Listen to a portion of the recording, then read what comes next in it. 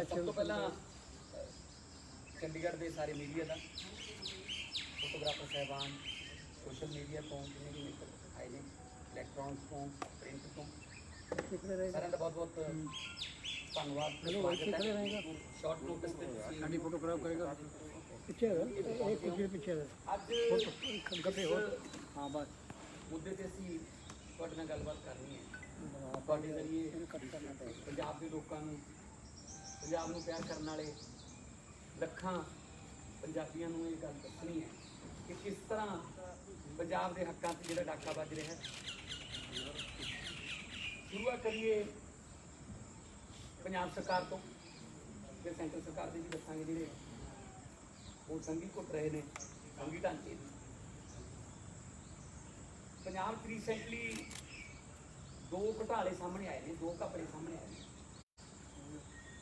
ਇੱਕ ਨਕਲੀ ਬੀਜਾਂ ਦਾ ਘੁਟਾਲਾ ਜਿਹੜਾ ਕਿ ਐਗਰੀਕਲਚਰ ਮਿਨਿਸਟਰੀ ਨਾਲ ਰਿਲੇਟਡ ਹੈ। ਉਹਦੇ ਮਿਨਿਸਟਰ ਕੈਪਟਨ ਅਮਰਿੰਦਰ ਸਿੰਘ ਖੁਦ ਨੇ। ਦੂਜਾ ਐਕਸਾਈਜ਼ ਦਾ ਘੁਟਾਲਾ ਜਿਹਨੂੰ ਕਾਫੀ ਤੁਸੀਂ ਵੀ ਕਵਰ ਕੀਤਾ ਪਿਛਲੇ ਦਿਨੀ ਕੈਬਨਿਟ ਦੀਆਂ ਮੀਟਿੰਗਾਂ ਦੇ ਵਿੱਚ, ਕਿਸ ਤਰ੍ਹਾਂ ਜਿਹੜੀਆਂ ਵਾਕਆਊਟ ਮਾਫੀਆਂ ਸਭ ਜੋ ਵੀ ਹੋਇਆ ਤੁਹਾਡੇ ਸਾਹਮਣੇ ਸੀ। ਐਕਸਾਈਜ਼ ਦੇ ਮਿਨਿਸਟਰ ਵੀ ਕੈਪਟਨ ਅਮਰਿੰਦਰ ਸਿੰਘ, यानी कि दो घोटाले सामने आए। दोनों के मिनिस्टर जिहड़े ने कैप्टन अमरिंदर सिंह ते जांच वास्ते कहते SIT बनाई है। हुण जिहड़ी कल उन्होंने प्रेस कॉन्फ्रेंस की है, कैप्टन अमरिंदर सिंह आपके खिलाफ ही जांच करवाउणगे। किवें यकीन कर लें लोग ये, जबकि वो तो अजे तक मजीठिया के खिलाफ जांच नहीं होने दे रहे। उन्होंने अपने मिनिस्टर कह रहे हैं, उन्होंने अपने MLA कह रहे हैं कि क्यों नहीं होने दे रहे। ਅਸੀਂ ਕਿਹੜਾ ਮੂੰਹ ਲੈ ਕੇ ਜਾਵਾਂਗੇ ਲੋਕਾਂ ਕੋਲ। ਹੁਣ ਲੋਕ ਹੁਣ ਜਿਹੜੇ ਨੇ ਪਿੰਡਾਂ ਦੇ ਵਿੱਚੋਂ ਵੜ ਨਹੀਂ ਦਿੰਦੇ ਕਿ ਤੁਸੀਂ ਕੀਤੇ ਹੋਏ ਵਾਅਦੇ ਤੋਂ ਮੁੱਕਰ ਗਏ। ਔਰ ਜਿਹੜਾ SIT ਦਾ ਚੇਅਰਪਰਸਨ ਹੈਗਾ ਉਹ ਆਪਣੇ ਹੀ ਮੰਤਰੀ ਬਣਾਇਆ, ਉਹ ਵੀ ਮਾਈਨਿੰਗ ਦੇ ਉਹਦੇ ਤੇ ਦੋਸ਼ ਲੱਗਦੇ ਨੇ। ਉਹ ਮੰਤਰੀ ਦੀ ਕੀ ਮਤਲਬ ਹੈਸੀਅਤ ਹੋਊਗੀ ਮੁੱਖ ਮੰਤਰੀ ਦੇ ਸਾਹਮਣੇ ਜੋ ਮੁੱਖ ਮੰਤਰੀ ਦੀ ਜਾਂਚ ਕਰਨੀ। ਤਾਂ ਪਹਿਲੀ ਗੱਲ ਤਾਂ ਅਸੀਂ सुप्रीम कोर्ट के किसी सिटिंग जज तो यदी जी जांच की मांग करते हैं।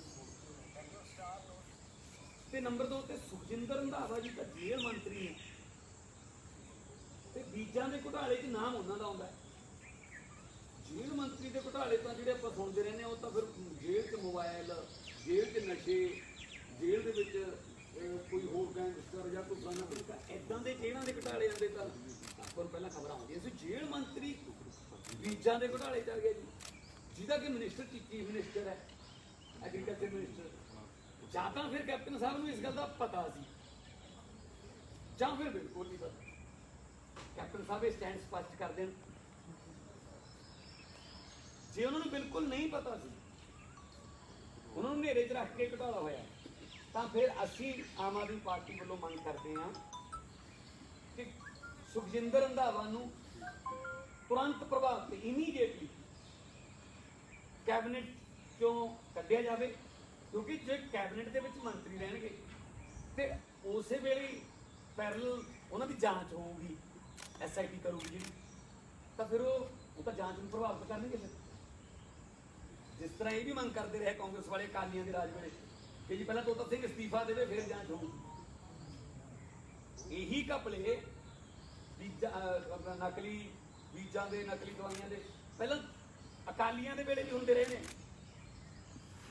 ਤੇ ਉਦੋਂ ਵੀ ਕਲੀਨ ਚਿੱਟ ਆਪਣੇ ਆਪ ਹੀ ਦੇ ਦਿੰਦੇ ਸੀ। ਤੇ ਹੁਣ ਉਹ ਜਿਹੜਾ ਕੁੜਤਾ ਕਲੀਨ ਚਿੱਟਾਂ ਵਾਲਾ, ਜਿਹੜੇ ਕੁੜਤੇ ਦੀ ਜੇਬਾਂ 'ਚ ਕਲੀਨ ਚਿੱਟਾਂ ਨੇ, ਜਿਹੜਾ ਪਹਿਲਾਂ ਪ੍ਰਕਾਸ਼ ਸਿੰਘ ਬਾਦਲ ਨੇ ਪਾਇਆ ਹੋਇਆ ਸੀ, ਉਹੀ ਕੁੜਤਾ ਜਿਹੜਾ ਕੈਪਟਨ ਅਮਰਿੰਦਰ ਸਿੰਘ ਨੇ ਪਾਇਆ ਹੋਇਆ, ਉਹ ਵੀ ਕੱਢ ਕਲੀਨ ਚਿੱਟਾਂ ਦੇ ਜਾਂਦਾ ਜੀ। ਤਾਂ ਫਿਰ ਇਹ ਅਸਲ 'ਚ ਦੋਨੇ ਮਿਲ ਕੇ ਉਹੀ ਘੁਟਾਲੇ ਨੇ, ਸੇਮ ਘੁਟਾਲੇ ਨੇ। ਇਹ ਰਿਟਾਇਰ ਇਹ ਜਿਹੜਾ ਇਹਨਾਂ ਨੇ ਘਪਲੇ ਕੀਤੇ ਨੇ, ਇਹ ਹੈਗਾ ਰਿਪੀਟ ਅੰਟਿਲ ਰਿਟਾਇਰ। ਅੰਗਰੇਜ਼ੀ ਦਾ ਇੱਕ ਕੋਟ ਹੈ, ਰਿਪੀਟ ਅੰਟਿਲ ਰਿਟਾਇਰ। ਵੀ ਉਹਨਾਂ ਚਿਰ ਉਹੀ ਕੰਮ ਕਰੀ ਜਾਓ ਜਿੰਨਾ ਚਿਰ ਰਿਟਾਇਰ ਨਹੀਂ ਹੁੰਦੇ। ਉਹ ਆਉਂਦੇ ਨੇ ਉਹ ਸੇਮ ਘਪਲੇ ਕਰਦੇ ਨੇ, ਉਹ ਆਉਂਦੇ ਨੇ ਸੇਮ ਘਪਲੇ ਕਰਦੇ। ਸੋ ਰਿਪੀਟ ਅੰਟਿਲ ਰਿਟਾਇਰ ਦੇ ਫਾਰਮੂਲੇ ਤੇ ਪੰਜਾਬ ਸਰਕਾਰ ਚੱਲ ਰਹੀ ਹੈ। ਤੇ ਸੁਖਜਿੰਦਰ ਸਿੰਘ ਰੰਧਾਵਾ ਨੂੰ ਤੁਰੰਤ ਕੈਬਨਿਟ ਚੋਂ ਜਦੋਂ ਜੇ ਨੈਤਿਕਤਾ ਤਾਂ ਫਿਰ ਮੇਰੇ ਖਿਆਲ 'ਚ ਆਧਾਰ ਬਣਦਾ ਨਹੀਂ ਅੱਜ ਜੇ ਨੈਤਿਕਤਾ ਹੁੰਦੀ ਸ਼ਾਇਦ ਉਹ ਗਰੀਬ ਕਿਸਾਨਾਂ ਦਾ ਜਿਹੜਾ ਇਸ ਤਰ੍ਹਾਂ ਦਾ ਨੁਕਸਾਨ ਨਾ ਕਰਦੇ ਬੀਜਾਂ ਦੇ ਘੁਟਾਲੇ 'ਚ। ਤਾਂ ਮੁੱਖ ਮੰਤਰੀ ਸਾਹਿਬ ਨੂੰ ਅਸੀਂ ਇਹ ਕਹਿਣਾ ਚਾਹੁੰਦੇ ਹਾਂ ਕਿ ਤੁਹਾਡੀ ਮਿਨਿਸਟਰੀ 'ਚ ਘੁਟਾਲਾ ਹੋਇਆ ਔਰ ਤੁਹਾਡਾ ਮਿਨਿਸਟਰ ਉਹਦੇ ਵਿੱਚ ਇਨਵੋਲਵ ਹੈ ਤਾਂ ਉਹਨੂੰ ਇਮੀਡੀਏਟਲੀ ਕੈਬਨਿਟ ਤੋਂ ਕੱਢੋ, ਨਹੀਂ ਤਾਂ ਆਮ ਆਦਮੀ ਪਾਰਟੀ ਜਿਹੜੀ ਹੈ ਉਹਨਾਂ ਦੇ ਘਰ ਮੂਹਰੇ ਧਰਨਾ ਦੇਊਗੀ, ਸੜਕਾਂ ਤੇ ਆਵਾਂਗੇ, ਲੋਕਾਂ ਨੂੰ ਲੈ ਕੇ ਆਵਾਂਗੇ। ਤੇ ਹਾਸੋ ਹੀ ਨਹੀਂ ਗੱਲ ਇੱਕ, ਜਿਸ ਤਰ੍ਹਾਂ ਮੈਂ ਪਿਛਲੀ ਪ੍ਰੈਸ ਕਾਨਫਰੰਸ 'ਚ ਵੀ ਕਿਹਾ ਸੀਗਾ ਕਿ ਕੈਪਟਨ ਸਾਹਿਬ ਖੇਤੀ ਬਾਰੇ ਕਿੰਨਾ ਕੁ ਜਾਣਦੇ ਨੇ ਇਹ ਸਾਰਿਆਂ ਨੂੰ ਪਤਾ ਹੀ ਹੈ। ਕੱਲ੍ਹ ਦੀ ਪੀਸੀ ਦੇ ਵਿੱਚ ਕੈਪਟਨ ਸਾਹਿਬ ਕਹਿ ਰਹੇ ਸੀ ਤਾਂ ਟਾਈਮ ਤੇ ਫੜਿਆ ਗਿਆ ਘੁਟਾਲਾ ਬੀਜਾਂ ਦਾ, ਹਜੇ ਝੋਨਾ ਲਾਇਆ ਨਹੀਂ ਲੋਕਾਂ ਨੇ ਤਾਂ 10 ਜੂਨ ਤੋਂ ਬਾਅਦ ਲਾਉਣਗੇ। ਸ਼ਾਇਦ ਕੈਪਟਨ ਸਾਹਿਬ ਨੂੰ ਇਹ ਨਹੀਂ ਪਤਾ ਕਿ ਉਹਦੀ ਪਨੀਰੀ ਮਹੀਨਾ ਪਹਿਲਾਂ ਬੀਜਣੀ ਪਈ, ਸ਼ਾਇਦ ਉਹਨਾਂ ਦੇ ਕਿਸੇ OSD ਨੇ ਵੀ ਨਹੀਂ ਦੱਸਣ ਦੀ ਕੋਸ਼ਿਸ਼ ਕੀਤੀ ਹੋਣੀ ਉਹਨਾਂ ਨੂੰ। ਉਹ ਤਾਂ ਬੀਜ ਤਾਂ ਖਰੀਦ ਲਏ ਜੀ, ਈਵਨ ਜਿਹੜੀ ਡਾਇਰੈਕਟ ਵੀ ਬੀਜਣੀ ਹੈ ਕਿਸੇ ਨੇ, ਜਿਹੜੀ ਅੱਜ ਕੱਲ੍ਹ ਮਸ਼ੀਨ ਆਈ ਹੈ ਡਾਇਰੈਕਟ ਬੀਜਣ ਵਾਲੀ, ਉਹ ਵੀ 15-20 ਦਿਨ ਪਹਿਲਾਂ ਬੀਜਣਾ ਪੈਂਦਾ, ਜਦੋਂ ਪੁੰਗਰ ਜਾਂਦਾ ਬੀਜ ਉਦੋਂ ਤੋਂ। ਕੈਪਟਨ ਸਾਹਿਬ ਨੂੰ ਇਹ ਲੱਗਦਾ ਸ਼ਾਇਦ 10 ਜੂਨ ਨੂੰ ਸਿੱਧੇ ਹੀ ਲਾਉਣਗੇ, ਜਿਵੇਂ ਆਮ ਤੌਰ ਤੇ ਜਿਹੜਾ ਇਹਨਾਂ ਨੂੰ ਪਤਾ ਹੀ ਨਹੀਂ ਹੁੰਦਾ ਕਿ ਮੁਸ਼ਕਲਾਂ ਕੀ ਨੇ ਖੇਤੀ ਦੀਆਂ, ਵੀ ਕਿਹੜਾ ਬੀਜ ਕਿੰਨੇ ਕਿਲੋ ਪੈਂਦਾ, ਕਿੰਨੀ ਉਹਦੀ ਪ੍ਰੋਡਕਸ਼ਨ ਹੁੰਦੀ ਹੈ, ਕਿੰਨੀਆਂ ਸਪਰੇਆਂ ਹੁੰਦੀਆਂ, ਕਿੰਨੀਆਂ ਰੇਹਾਂ ਪੈਂਦੀਆਂ। ਸੋ ਇਸ ਕਰਕੇ ਇਹ ਕੱਲ੍ਹ ਵਾਲੀ ਜਿਹੜੀ ਪੀਸੀ ਸੀਗੀ ਉਹਦੇ ਵਿੱਚ ਮੈਂ ਇਹ ਗੱਲਾਂ ਨੋਟ ਕੀਤੀਆਂ। ਤੇ ਜਿਹੜਾ ਆਰਡੀਨੈਂਸ ਜਾਰੀ ਹੋਇਆ ਹੁਣ, ਮੈਂ 19 ਮਈ ਨੂੰ ਪੀਸੀ ਕੀਤੀ ਸੀ, ਤੁਸੀਂ ਇੱਥੇ ਸੀਗੇ, ਮੈਂ ਉਦੋਂ ਖਦਸ਼ਾ ਪ੍ਰਗਟ ਕੀਤਾ ਸੀਗਾ ਕਿ MSP ਨੂੰ ਖਤਮ ਕਰਨ ਦੀਆਂ ਤਿਆਰੀਆਂ ਚੱਲ ਰਹੀਆਂ ਨੇ, ਵੱਡੇ ਪਲੇਅਰ ਕਲਸਟਰ ਬਣਾਉਣਗੇ 30,000 40,000 ਏਕੜ ਦੇ, ਅੰਬਾਨੀ ਅਡਾਨੀ ਤੇ ਸਾਈਲੋ ਬਣਨਗੇ। ਉਸ ਵੇਲੇ ਸ਼ਾਇਦ ਕਈਆਂ ਨੇ ਸੋਚਿਆ ਹੋਣਾ, ਸ਼ਾਇਦ ਵਿਰੋਧੀ ਪਾਰਟੀ ਤੌਰ ਤੇ ਇਲਜ਼ਾਮ ਲਾ ਰਹੇ ਨੇ, ਪਰ 19 ਮਈ ਤੋਂ ਅੱਜ 1 ਜੂਨ ਤੱਕ ਪਹੁੰਚਦੇ ਸਿਰਫ 15-16 ਦਿਨਾਂ 'ਚ ਇਹ ਗੱਲ ਸਾਬਤ ਹੋ ਚੁੱਕੀ ਹੈ। ਉਹਨਾਂ ਨੇ ਆਰਡੀਨੈਂਸ ਜਾਰੀ ਕਰਤਾ ਹੈ ਕਿ ਪੰਜਾਬ ਤੇ ਹਰਿਆਣਾ ਨੂੰ ਸਪੈਸੀਫਿਕਲੀ ਰੱਖਿਆ ਉਹਦੇ 'ਚ ਕਿ ਇੱਥੋਂ MSP ਖਤਮ ਕਰੋ। ਸਿਰਫ ਪੰਜਾਬ ਤੇ ਹਰਿਆਣਾ ਨੇ ਜਿਨ੍ਹਾਂ ਨੇ ਪ੍ਰੋਕਿਉਰਮੈਂਟ ਦਾ ਢਾਂਚਾ ਬਣਾਇਆ ਹੋਇਆ ਸੀ, ਸਾਡੀਆਂ ਜਿਹੜੀਆਂ ਖਰੀਦ ਏਜੰਸੀਆਂ ਨੇ, ਪਨਗ੍ਰੇਨ ਹੋ ਗਈ, ਮਾਰਕਫੈਡ ਹੋ ਗਈ, ਬਾਕੀ ਜਿਹੜੀਆਂ ਸਾਡੀਆਂ FCI ਹੋ ਗਈ, ਪ੍ਰੋਸੈਂਟਰ ਦੀ ਹੈ, ਸਿਰਫ ਪੰਜਾਬ ਤੇ ਹਰਿਆਣਾ ਨੇ ਆਪਣਾ ਪ੍ਰੋਕਿਉਰਮੈਂਟ ਦਾ ਸਿਸਟਮ ਬਣਾਇਆ ਸੀਗਾ, ਬਾਕੀ ਹੋਰ ਕਿਤੇ ਨਹੀਂ ਹੈਗਾ ਮੁਲਕ 'ਚ। ਯੂਪੀ ਦੇ ਵਿੱਚ ਅੱਜ ਵੀ MSP ਤੋਂ 1000 ਰੁਪਇਆ ਘੱਟ ਜਿਹੜਾ ਝੋਨਾ ਵਿਕ ਰਿਹਾ, 400 ਰੁਪਏ ਪੂਰੇ ਦੇਸ਼ ਦੇ ਵਿੱਚ ਪੰਜਾਬ ਤੇ ਹਰਿਆਣੇ ਤੋਂ ਬਿਨਾਂ ਕਣਕ ਜਿਹੜੀ ਹੈ ਉਹ 400 ਰੁਪਇਆ ਘੱਟ ਵਿਕ ਰਹੀ ਹੈ MSP ਤੋਂ। ਠੀਕ ਹੈ ਜੀ, ਬਿਲਕੁਲ ਇਸੇ ਤਰ੍ਹਾਂ ਕਰਨ ਦਾ ਹੁਣ ਪੰਜਾਬ ਤੇ ਹਰਿਆਣੇ ਦਾ ਵਾਰੀ ਆ ਗਈ। ਦੇਖੋ, ਖੇਤੀ, ਐਜੂਕੇਸ਼ਨ ਤੇ ਹੈਲਥ, ਇਹ ਤਿੰਨੋਂ ਸੰਵਿਧਾਨ ਦੇ ਵਿੱਚ ਲਿਖਿਆ ਹੈ ਕਿ ਤਿੰਨੋਂ ਸਟੇਟਾਂ ਦੇ ਰਾਈਟ ਨੇ, ਰਾਜਾਂ ਦੇ ਅਧਿਕਾਰ ਨੇ। ਐਜੂਕੇਸ਼ਨ ਤੇ ਹੈਲਥ ਤਾਂ ਅਸੀਂ ਪਹਿਲਾਂ ਹੀ ਦਿੱਤੀ ਉਹਨਾਂ ਨੂੰ, ਜੇ ਅਸੀਂ PGI ਬਣਾਉਣਾ ਹੋਵੇ ਸਾਨੂੰ ਸੈਂਟਰ ਵੱਲ ਦੇਖਣਾ ਪੈਂਦਾ। ਐਜੂਕੇਸ਼ਨ ਵੀ ਉਹ ਲੈ ਗਏ, ਹੈਲਥ ਵੀ ਲੈ ਗਏ। ਐਜੂਕੇਸ਼ਨ ਕਿਵੇਂ, ਹੁਣ ਉਹ ਸਾਡੇ ਇਤਿਹਾਸ 'ਚ ਬਦਲਾਅ ਕਰੀ ਜਾਂਦੇ ਨੇ, ਅਸੀਂ ਰੋਜ਼ ਰੋਈ ਜਾਂਦੇ ਜੀ, ਆਹ ਦੇਖੋ ਜੀ ਆਹ ਕੀ ਕਰਤਾ ਜੀ, ਆਹ ਜਿਹੜਾ ਸਿਲੇਬਸ ਦੇ ਵਿੱਚ ਆਹ ਬਦਲਾਅ ਕਰਤਾ, ਉਹ ਇਤਿਹਾਸ ਨੂੰ ਕਰੋੜੀ ਨੋੜੀ ਜਾਂਦੇ ਨੇ, ਕਿਉਂਕਿ ਐਜੂਕੇਸ਼ਨ ਉਹਨਾਂ ਨੇ ਪਹਿਲੀ ਕਬਜ਼ੇ 'ਚ ਲੈ ਲਈ, ਹੈਲਥ ਲੈ ਲਈ, ਤੇ ਹੁਣ ਰਹਿ ਗਈ ਸੀ ਖੇਤੀ, ਉਹ ਵੀ ਲੈ ਗਈ। ਤੇ ਜਿਹੜਾ ਆਰਡੀਨੈਂਸ ਜਾਰੀ ਹੋਇਆ MSP ਨੂੰ ਖਤਮ ਕਰਨ ਵਾਲਾ, ਉਹ ਅਕਾਲੀ ਦਲ ਦੇ ਬਠਿੰਡਾ ਤੋਂ MP ਮਾਨਯੋਗ ਸ਼੍ਰੀਮਤੀ ਹਰਸਿਮਰਤ ਕੌਰ, ਜਿਹੜੇ ਕਿ ਨੂੰਹ ਰਾਣੀ ਨੇ, ਪ੍ਰਕਾਸ਼ ਸਿੰਘ ਬਾਦਲ ਜਿਹੜੇ ਕਿ ਪੰਜਾਬ ਦੇ ਕਿਸਾਨਾਂ ਦੇ ਮਸੀਹੇ ਦੇ ਅਵਾਰਡ ਦਿੱਤੇ ਰਹੇ ਨੇ, ਕਹਿੰਦੇ ਰਹੇ ਉਹਨਾਂ ਦੀ ਮੌਜੂਦਗੀ 'ਚ ਹੋਇਆ ਜੀ ਆਰਡੀਨੈਂਸ ਕੈਬਨਿਟ। ਫਿਰ ਇਹ ਅਕਾਲੀ ਦਲ ਸਟੈਂਡ ਸਪਸ਼ਟ ਕਰੇ ਵੀ ਉਹ ਕਿੱਧਰ ਨੇ ਹੁਣ, ਤੇ ਉਹ ਕਹਿ ਕੀ ਰਹੇ ਨੇ, ਕਹਿ ਰਹੇ ਨੇ ਜੀ ਸੁਖਬੀਰ ਬਾਦਲ ਸਵਾਗਤ ਕਰ ਰਹੇ ਨੇ ਉਹਦਾ, ਕਹਿੰਦੇ ਹਾਂਜੀ ਹਾਂਜੀ ਇਹ ਵਧੀਆ ਗੱਲ ਹੋ ਗਈ, ਰਾਜਾਂ ਦੇ ਅਧਿਕਾਰ ਖੋਣ ਨੂੰ ਹੁਣ ਅਕਾਲੀ ਦਲ ਵਧੀਆ ਕਹਿ ਰਿਹਾ। ਤੇ ਅਨੰਦਪੁਰ ਦੇ ਮਤੇ ਵੇਲੇ ਪਤਾ ਨਹੀਂ ਕਿੱਡੇ ਵੱਡੇ ਕਹਿੰਦੇ ਮੋਰਚੇ ਲਾਉਣ ਦੀਆਂ ਗੱਲਾਂ ਕਰਦੇ ਸੀ ਕਿ ਰਾਜਾਂ ਦੇ ਅਧਿਕਾਰ ਜਿਹੜੇ ਮਿਲਣੇ ਚਾਹੀਦੇ। ਇਸੇ ਤਰ੍ਹਾਂ NRC ਵੇਲੇ ਕੀਤਾ ਇਹਨਾਂ ਨੇ, ਉੱਥੇ ਹੱਕ 'ਚ ਵੋਟ ਪਾਈ ਹੈ, ਇੱਥੇ ਆ ਕੇ ਵਿਰੋਧ ਕੀਤਾ ਹੈ।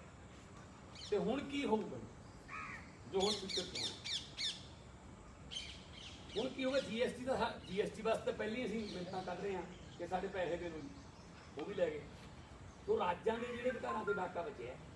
ਹੁਣ ਪ੍ਰਾਈਵੇਟ ਪਲੇਅਰ ਆਉਣਗੇ ਜੀ, 3 ਸਾਈਲੋ ਉਹਨਾਂ ਦੇ ਬਣ ਗਏ ਅਡਾਨੀ ਦੇ, 18 ਦਾ ਹੋਰ ਉਦਘਾਟਨ ਹੋਣ ਲੱਗਿਆ ਬਸ।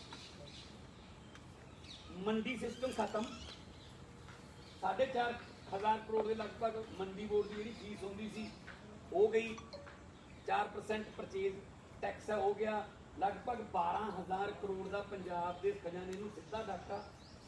ਤੇ ਮੰਡੀ ਬੋਰਡ ਦਾ ਜਦੋਂ ਫੀਸ ਗਈ ਤਾਂ ਜਿਹੜੇ ਰੂਰਲ ਡਿਵੈਲਪਮੈਂਟ ਫੰਡ ਹੈ ਜਿਹਦੇ ਰਾਹੀਂ ਪਿੰਡਾਂ ਦੀਆਂ ਸੜਕਾਂ ਬਣਾਈਆਂ ਜਾਂਦੀਆਂ ਲਿੰਕ ਰੋਡਾਂ, ਉਹ ਖਤਮ ਨੇ।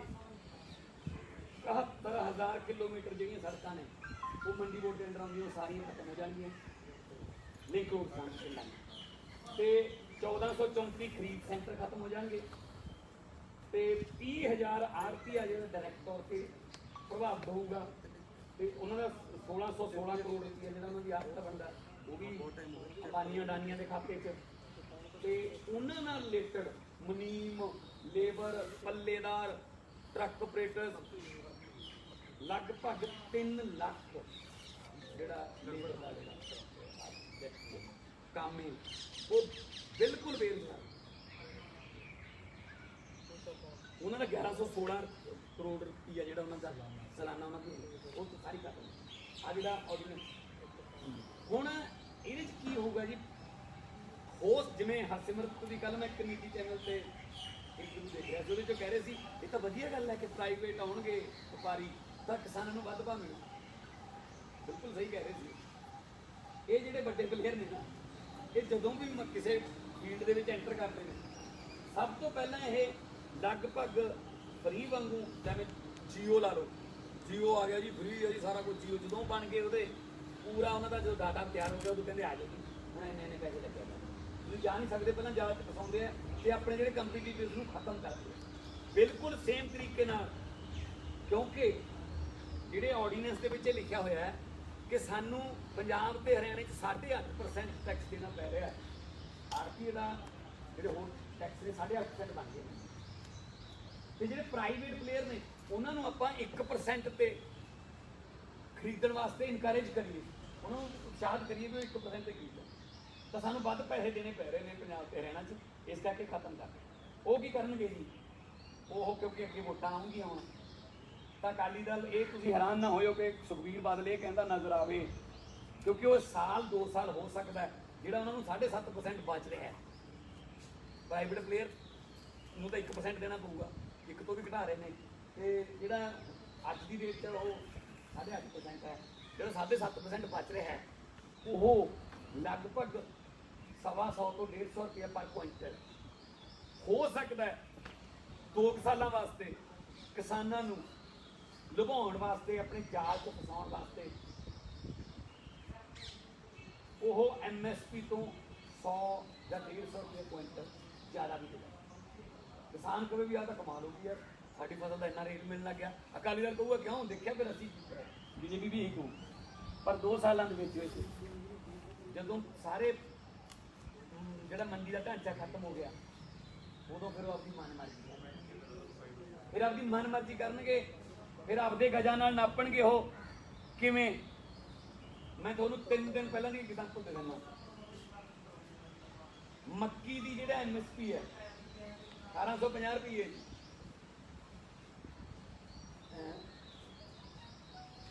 ਨਹੀਂ 1750 ਰੁਪਏ ਮੱਕੀ ਦੀ MSP।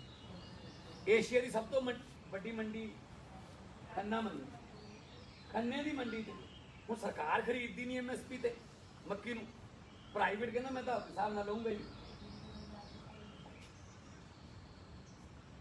3-4 ਦਿਨ ਪਹਿਲਾਂ ਦੀ ਗੱਲ ਹੈ, 250 ਕੁਇੰਟਲ ਮੱਕੀ ਖੰਨੇ ਦੀ ਮੰਡੀ ਦੇ ਵਿੱਚ ਕਿਸਾਨਾਂ ਨੂੰ ਮਜਬੂਰਨ 1111 ਰੁਪਏ ਕੁਇੰਟਲ ਵਿਕੀ, 639 ਰੁਪਏ MSP ਤੋਂ ਘੱਟ।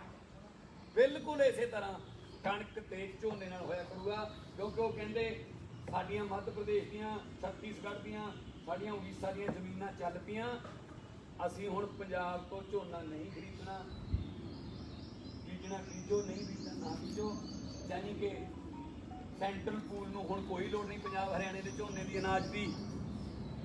ਬਿਲਕੁਲ ਜਿਵੇਂ ਕਿਸੇ ਬਲਦ ਨੂੰ ਵਾਹ ਕੇ ਉਹ ਤੋਂ ਕੰਮ ਲੈ ਕੇ ਵਾਹੀ ਕਰਦੇ ਜਦੋਂ ਮੌਲਾ ਹੋ ਜਾਂਦਾ ਉਹਨੂੰ ਛੱਡ ਦਿੰਦੇ ਨੇ। ਬਿਲਕੁਲ ਪੰਜਾਬ ਨੂੰ ਨਿਚੋੜ ਕੇ ਨਿੰਬੂ ਵਾਂਗੂ ਹੁਣ ਉੱਗਣ ਦੀ ਤਿਆਰੀ ਹੈ। ਤਿਆਰੀ ਕੀ ਸੁੱਟਾ, ਸਾਡੀ ਧਰਤੀ 'ਚੋਂ ਪਾਣੀ ਖਤਮ ਹੋ ਗਿਆ, ਅਸੀਂ ਰੇਗਿਸਤਾਨ ਬਣਨ ਦੀ ਕਗਾਰ ਤੇ ਆ ਗਏ, ਠੀਕ ਹੈ ਜੀ। ਤੇ ਹੁਣ ਸਾਡੀਆਂ ਫਸਲਾਂ ਨੂੰ ਖਰੀਦਣ ਤੋਂ ਮੁੱਕਣਗੇ ਤੇ ਇਹਦੇ ਵਿੱਚ ਜਿੰਨਾ ਕੇਂਦਰ ਜ਼ਿੰਮੇਵਾਰ ਹੈ ਉਨਾ ਹੀ ਕਾਂਗਰਸ ਜ਼ਿੰਮੇਵਾਰ ਹੈ ਤੇ ਅਕਾਲੀ ਦਲ ਜ਼ਿੰਮੇਵਾਰ ਹੈ। ਸੋ ਇਹਦਾ ਇਹ ਸਟੈਂਡ ਸਪਸ਼ਟ ਕਰਨ ਅੱਜ ਅਸੀਂ ਤੁਹਾਡੇ ਨਾਲ ਇਸ ਵਿਸ਼ੇ ਤੇ ਗੱਲ ਕਰਨ ਆਏ ਹਾਂ। ਤੇ ਇੱਕ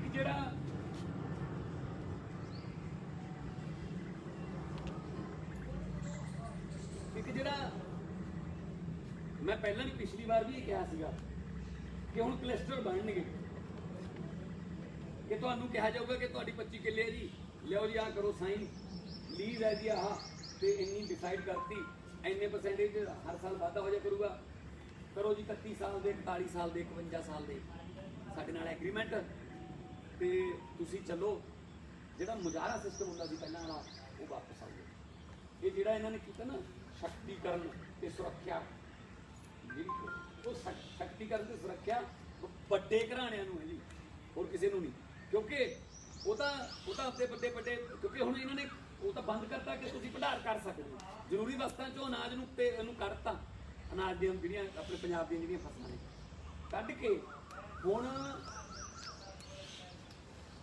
ਸਾਨੂੰ ਮੁਜ਼ਾਹਰਿਆਂ ਵਾਂਗੂ ਜਿਵੇਂ ਆਪਾਂ ਦੇਖਦੇ ਹਾਂ ਡਿਸਕਵਰੀ ਚੈਨਲਾਂ ਤੇ ਸ਼ਿਕਾਰ ਸ਼ੇਰ ਮਾਰਦਾ, ਥੋੜੇ ਚਿਰ ਬਾਅਦ ਲੱਕੜ ਵੱਗੇ ਆ ਜਾਂਦੇ ਨੇ, ਉਹ ਸ਼ੇਰ ਜਿਹੜਾ ਥੋੜੀ ਦੂਰ ਬੈਠਾ ਦੇਖੀ ਜਾਂਦਾ ਹੁੰਦਾ ਯਾਰ ਮੈਂ ਮਾਰਿਆ ਸੀ, ਉਹ ਤਾਂ ਬੋਲਣ ਨਹੀਂ। ਸੋ ਸਾਡੀ ਪੰਜਾਬ ਦੀ ਖੇਤੀ ਜਿਹੜੀ ਸੀ ਥੋੜੀ ਬਹੁਤ ਸਹਿਕਦੀ ਸੀ, ਉਹ ਵੀ ਹੁਣ ਇਹ ਖੋਣ ਲੱਗੇ ਨੇ, ਸੈਂਟਰ ਦੇ ਹੱਥ ਦੇਣ ਲੱਗੇ ਨੇ। ਹਾਲਾਂਕਿ ਕੈਪਟਨ ਸਾਹਿਬ ਨੇ ਤਾਂ ਵਿਰੋਧ ਕੀਤਾ ਕੱਲ ਕਿ ਇਹ ਰਾਜਾਂ ਦੇ ਅਧਿਕਾਰਾਂ ਤੇ ਜਾਗਦਾ ਹੈ, ਪਰ ਆਪ ਹੀ ਫਿਰ ਬਿਜਲੀ ਦਾ ਜਿਹੜਾ ਉਹ ਹੈ ਅਮੈਂਡਮੈਂਟ ਹੈ, ਆਪ ਹੀ ਉਹ ਉਹਦੇ ਵਾਸਤੇ ਹਾਂ ਕਰ ਰਹੇ ਨੇ। ਸੋ ਸਭ ਆਪਸ ਦੇ ਵਿੱਚ ਰਲੇ ਹੋਏ ਨੇ। ਰਿਪੀਟ ਅੰਟਿਲ ਰਿਟਾਇਰ ਇਹ ਫਾਰਮੂਲਾ ਹੈ ਕਿ ਪੰਜਾਬ ਨੂੰ ਇਹਦੇ ਵਿੱਚ ਲਿਖਿਆ ਜਾ ਰਿਹਾ। ਤੇ ਜੇ ਤੁਹਾਡੇ ਕੋਲ ਕੋਈ ਹੋਰ ਸਵਾਲ ਹੈ ਕਿ ਇਸ ਵਿਸ਼ੇ ਤੱਕ ਮਾਨ ਸਾਹਿਬ, ਹਮੇਸ਼ਾ ਜਿਹੜੀਆਂ ਸਰਕਾਰਾਂ ਵਾ ਆਰਡੀਨੈਂਸ ਉਦੋਂ ਲੈ ਕੇ ਆਉਂਦੀਆਂ ਪਾਸ ਹੋਏ ਜਦੋਂ ਬਹੁਤ ਵੱਡੀ ਦੇਸ਼ ਅੰਦਰ ਜਾਂ ਸਟੇਟ ਅੰਦਰ ਐਮਰਜੈਂਸੀ ਵੇਲੇ ਆਉਂਦੀਆਂ। ਉਹਦੀ ਸਰਕਾਰ ਦੀ ਕੀ ਐਮਰਜੈਂਸੀ ਦਿਖੀ? ਦੇਖੋ ਇਹਨਾਂ ਨੂੰ ਇਹ ਮੌਕਾ ਮਿਲ ਗਿਆ ਕਰੋਨਾ ਦੇ ਮੋਢੇ ਤੇ ਧਰ ਕੇ ਬੰਦੂਕ ਚਲਾਉਣ ਦਾ। ਨੇਪਾਲ ਦੀ ਪਾਰਲੀਮੈਂਟ ਚੱਲ ਰਹੀ ਹੈ ਜੀ, ਹੋਰ ਬਹੁਤ ਸਾਰੇ ਯੂਰਪੀ ਮੁਲਕਾਂ ਦੀ ਪਾਰਲੀਮੈਂਟ ਚੱਲ ਰਹੀ ਹੈ ਜੀ, ਜਿਨ੍ਹਾਂ ਤੋਂ ਸਾਨੂੰ ਇਹ ਵਧੀਆ ਕਹਿੰਦੇ ਨੇ ਕਿ ਅਸੀਂ ਉਹਨਾਂ ਨਾਲੋਂ ਕਰੋਨਾ ਤੇ ਵੱਧ ਕੰਟਰੋਲ ਕੀਤਾ ਹੋਇਆ। ਤੇ ਆਪਣੇ ਦੇਸ਼ ਦੇ ਵਿੱਚ ਵੀ ਟ੍ਰੇਨਾਂ ਚਲਾਤੀਆਂ, ਇੰਟਰਨੈਸ਼ਨਲ ਫਲਾਈਟਾਂ ਸ਼ੁਰੂ ਹੋਣ ਲੱਗੀਆਂ ਨੇ, ਮਾਲ ਖੋਲ੍ਹਤੇ, ਠੀਕ ਹੈ ਜੀ, ਰੈਸਟੋਰੈਂਟਾਂ ਤੇ ਗਾਈਡਲਾਈਨ ਦੇ ਕੇ ਖੋਲ੍ਹਣ ਲੱਗੇ ਨੇ, ਸਲੂਨ ਖੋਲ੍ਹਤੇ। ਤਾਂ ਫਿਰ ਪਾਰਲੀਮੈਂਟ ਕਿਉਂ ਨਹੀਂ ਚੱਲ ਸਕਦੀ ਜੀ? ਇਹ ਪਾਰਲੀਮੈਂਟ 'ਚ ਬਿੱਲ ਆਉਂਦਾ ਨਾ, ਕਿਉਂਕਿ ਪਾਰਲੀਮੈਂਟ 'ਚ ਰੌਲਾ ਪੈਂਦਾ, ਫਿਰ ਪਾਰਲੀਮੈਂਟ 'ਚ ਵਿਰੋਧੀ ਧਿਰਾਂ ਨੂੰ ਸਾਡੇ ਵਰਗੇ ਨੂੰ ਬੋਲਣ ਦਾ ਮੌਕਾ ਮਿਲਦਾ।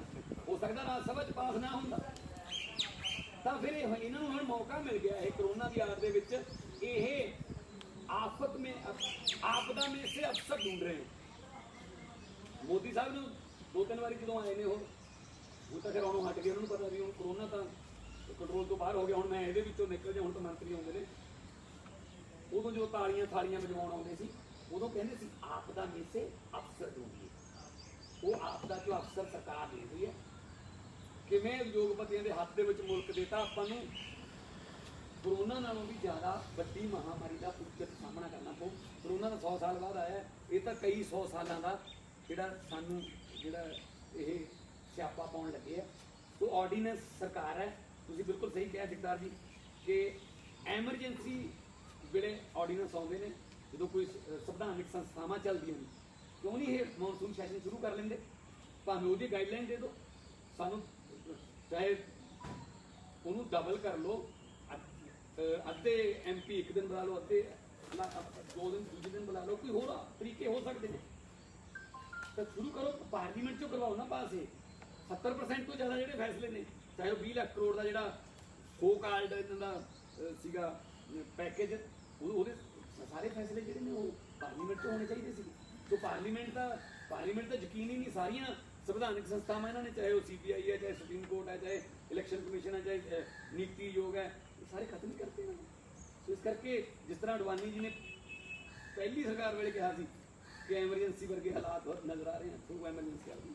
मान साहब आज ऑपरेशन ब्लू स्टार की बरसी पे जथेदार उन्होंने बोला कि अगर खालिस्तान बन जाए या मिल जाए सरकार में जो समर्थन उन्होंने डायरेक्टली किया है, अकाली दल कह रहा है कि नहीं ऐसा नहीं है, गलत होकर निकाला जा रहा है। आपका क्या स्टैंड है इस सारे मामले में? देखिए, सबसे पहले तो जो ब्लू स्टार है वो एक ऐसा जख्म है जो जिसको सदियाँ भी नहीं भरेगी, वो जख्म नहीं भर पाएगा। बहुत लोगों की भावनाएं बहुत आहत हुई, बहुत ज़्यादा, मतलब इंतहा हुई है। वो एक ऐसा धब्बा है जो कांग्रेस के माथे से कभी नहीं गिरेगा। नंबर 2 पे सेक्युलर पार्टी हमारी, हम हर धर्म का सत्कार करते हैं। अकाली दल धर्म की राजनीति का, जब वो सत्ता से बाहर होते हैं तो वो एकदम से धार्मिक पार्टी